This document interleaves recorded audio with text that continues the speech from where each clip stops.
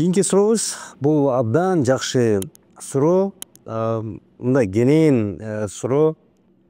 Мен анда окуйм. Саламатсызбы? Илим мырза, чек ара чечилгени эң жакшы болду. Келечекте чек ара жер деле маанилүү болбой калат турбайбы? Кийинки келечекте кыргыз, өзбек, тажик, казак чек аралары сиз айткандай жок деле болуп, бир мамлекетте эле аралашып жүрсөк, балким жакшы чыгар. Бул мен телеграмда жооп берген сөздөрүмө таянып айтып атат да, чек ара боюнча жооп бердим эле, ошого таянып айтып атат. Бирок кыргыз тили жок болуп кетпейби? Себеби кыргыздар аз эле да, 5-6 миллион адам. А тажиктер, өзбектер, казактар бизден алды канча көп да саны. Аларга аралашып кыргыз тили жоголуп кетпейби келечекте? Кыргыздар ээрчиме калк келебиз го. Башка тилде сүйлөп, башкаларды туурап. Сиздин оюңузду билгим келет. Келечек тууралуу. Келечекте балдарым кандай жашоодо жашайт деп сарсанаамын. Азыркы балдардын тили да орусча чыгып жатат. Көпчүлүгү эле орус садик мектептерге окутушат. Эгер жооп берсеңиз, алдын ала чоң рахмат дейт. Мен кубанычым менен өзүмдүн оюм менен бөлүшөм бул темага. Бул абдан оор, терең тема. Сиз аябай жакшы теманы көтөрдүңүз.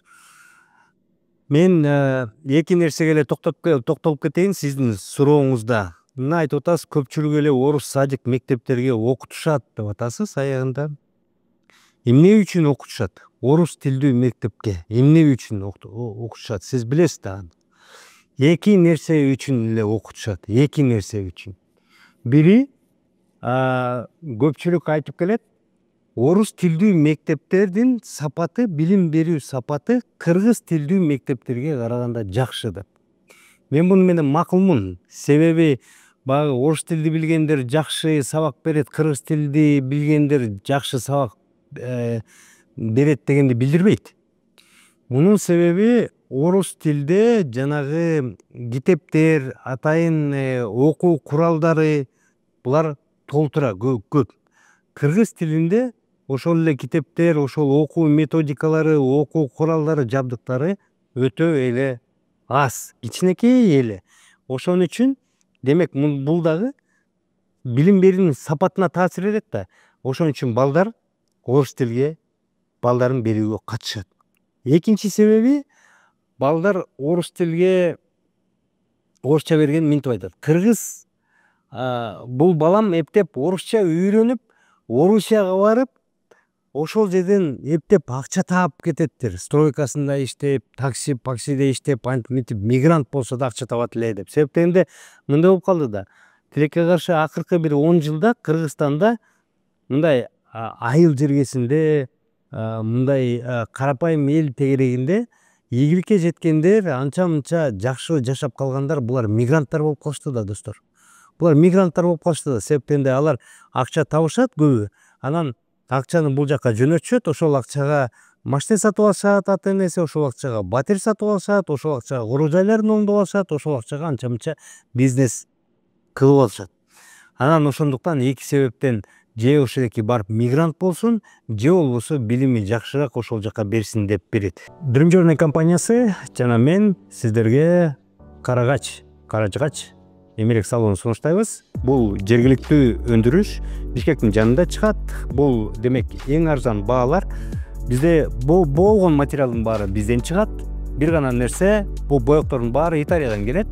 Ал эми кездемелери, эмеректин сыртында кездемелердин баардыгы булар Түркиядан келет. Калган баары Кыргызстандан чыгат. Демек мунун баасы дагы жакшы, ылайыктуу. Ошол эле учурда Карагач эмерек салонунда силерге ылайыктуу, индивидуалдуу, жеке адамдын көз карашына ылайыктуу, же болбосо дизайнерлерди алып келип, кандай эмеректи чийип бер десеңиздер, булар чийип беришет.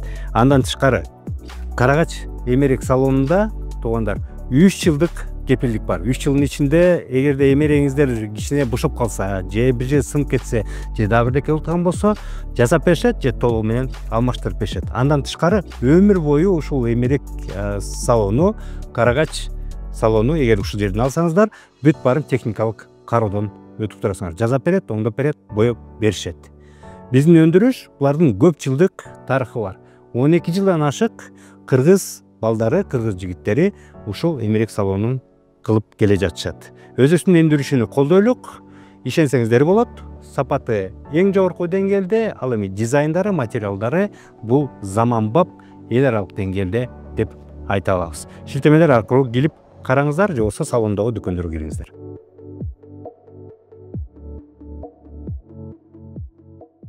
Дагы бир нерсе, сиздин сурооңузга жооп берердин алдында дагы бир нерсеге кайрылып кетейин. Сиз айтып атасыз, биз 5-6 эле миллион адамбыз, тажик, өзбек, казактар бизден алда канча көп да санда, аларга аралашып кыргыз тили жоголуп кетпейби келечекте? Кыргыз ээрчиме калк келебиз го, башка тилде сүйлөп башкаларды туурап деп айтабыз да. Экинчи маселесин дагы көрдүңүздөрбү? Сиз мынтип атасыз, биз аз калкпыз да, көп калк болсок, биздин тилибиз сакталып калат эле деп. Бунун кайсы бир деңгээлде айрым чындыгы бар, бирок көп же калктын көп же азчылыгынан эмес деп ойлойм да. Туугандар, эң негизги маселе тилди биз сактап калабыз, кыргыз тилин сактап калабыз деген жанагы кыргызча сүйлө, акмак кыргызча сүйлө дегенден эмес да. Биз антип баягы коркутуп үркүтүп отура берсек, мисалы ошо биздин көзүбүзчө кыргызча сүйлөшөт, ошо коркутуп үркүткөндөрдүн арасында, же болбосо унчукпай коюшат, тигиндей барып алып орусча сүйлөй беришет.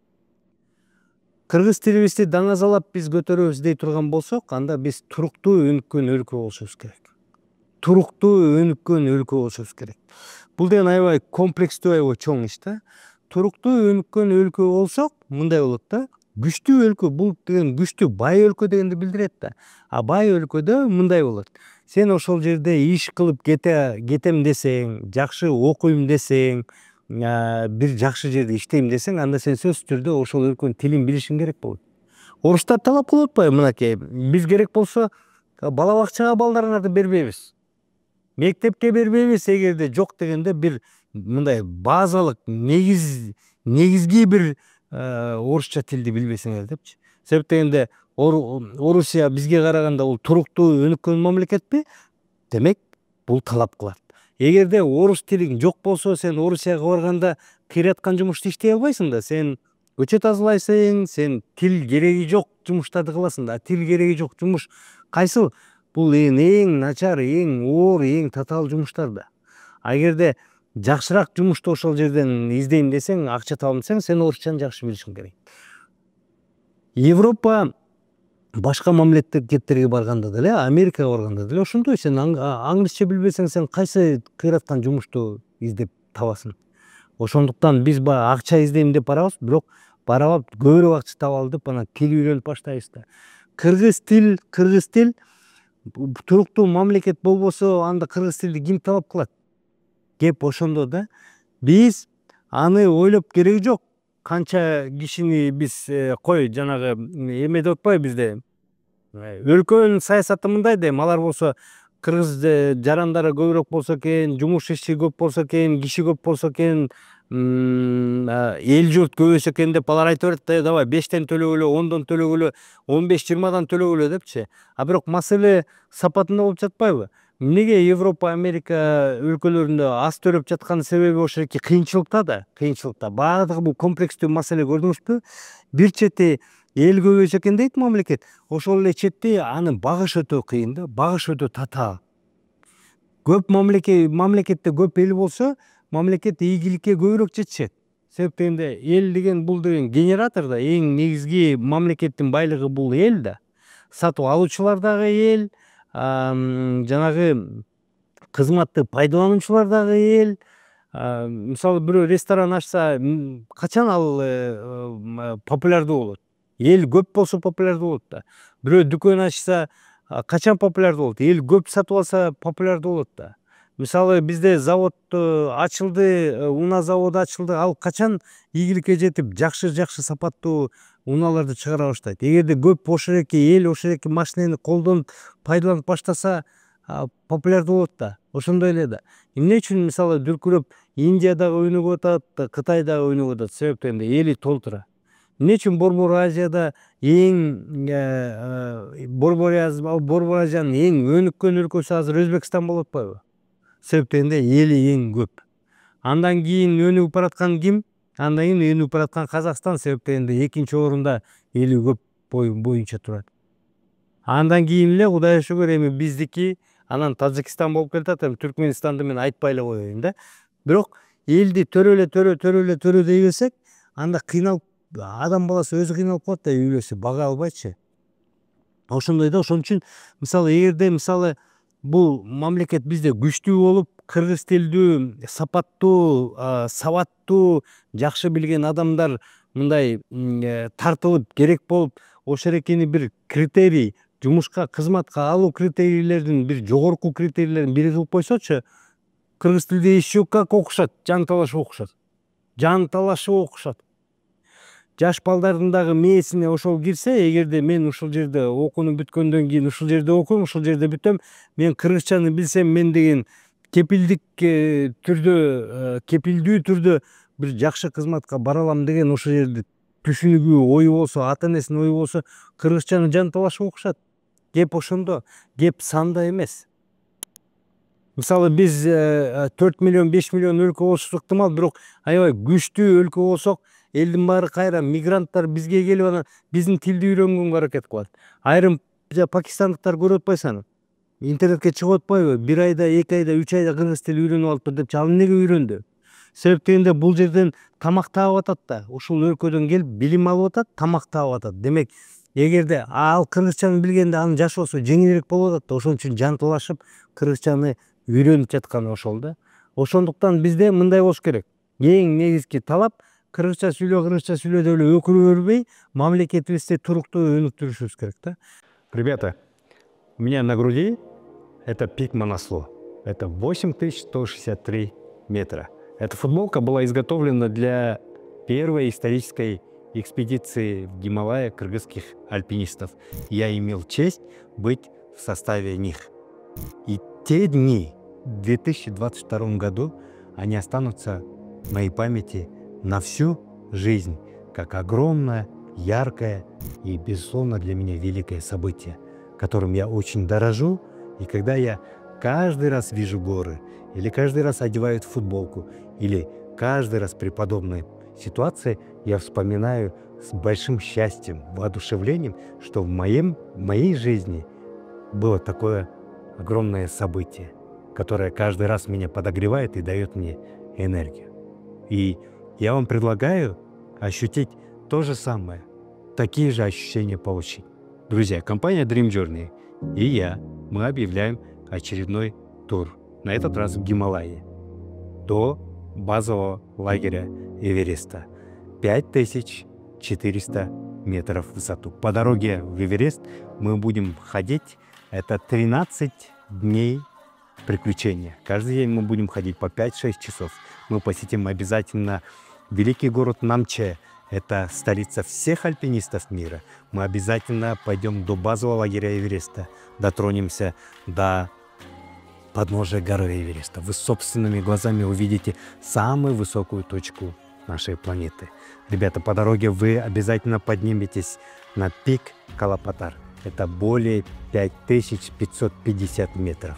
Вы обязательно увидите контрастный и колоритный город Катманду. Погуляете в Катманду, и вы окунетесь вообще в другой, совершенно другой мир. Мир добрых людей, красочных людей.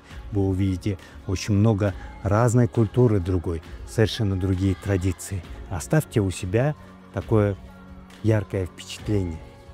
И вы после Гималаев вы ощутите, что вы не зря это все прожили. 14 дней, 13-14 дней приключений. Это приключение начнется 10 мая по 23-24 мая. 13-14 дней. Это не такие большие деньги, но я вам гарантирую, ощущения останутся на всю жизнь.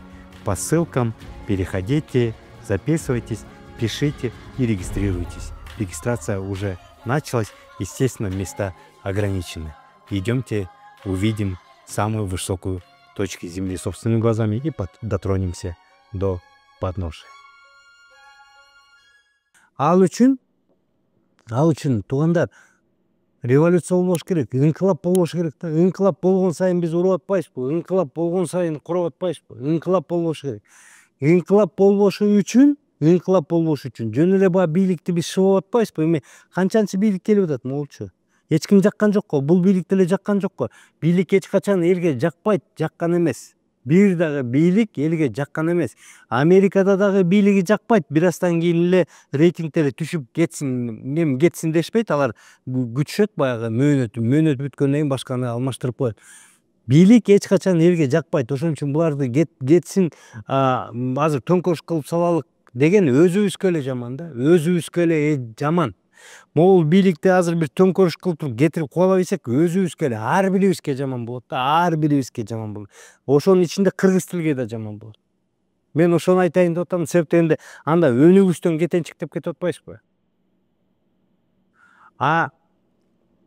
Мисалы эгерде анда революциянын ордуна эмне кылыш керек? Революциянын ордуна бийликти добуш берүү жолу менен, мыйзамдуу жол менен алмаштырыш керек.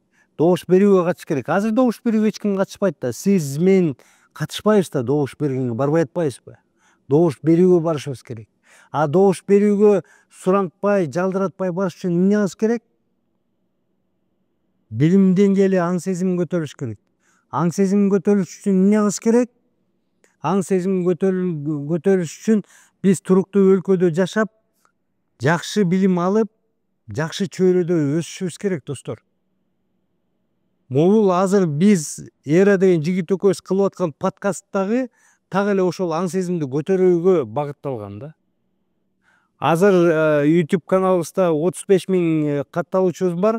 Социалдык тармактарда да бир 100 миңдей катталуучулар бар. Ошонун жок дегенде ону көрүп туруп, ушуну көрүп, мен ушинтейин, аракет кылайын, окуйн десе, анда башкача болот. YouTubeга кирип туруп, азыр кыргызча контент карап көргүлө, ырлардан бөлөк эчтеке таппайсыңар. Кыйраткан аналитика жок, кыйраткан документалдуу тасмалар жок. Мына эми фильмдер кичине чыгып атат, бирок калганын баарын биз болсо орус тилинде, англис тилинде, башка тилде көрүп атпайбызбы? Кеп ошондо да. Аны сактап калыш үчүн, иним, сактап калыш үчүн сиз жана мен билимдүү болушубуз керек. Кеп ошондо, достор. Ошон үчүн мен кыйкырып атканым, эбирестин чокусуна барып кыйкырганым дагы ошол да. Билимге багыштайм, билимдүү болгула дегеним дагы ошондон. Билимдүү болсок, ошонун аяк түбү келип, анан кыргызча дагы сапаттуу, жакшы болуп калат да. Ушундай, достор. Ийгилик.